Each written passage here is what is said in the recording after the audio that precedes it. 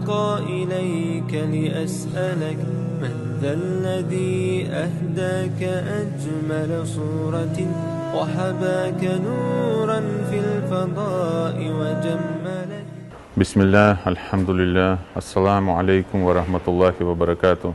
Сегодня, 23 февраля, Комитет ингушской независимости организовал сах памяти о погибших в депортации вайнахских народов. Аллах кахетм бол, Аллах гешдолт. يا أيها المحر المسافر في الفلك هل لي بأن أرقى إليك لأسألك من ذا الذي أهداك أجمل صورة وحباك نورا في الفضاء وجملك.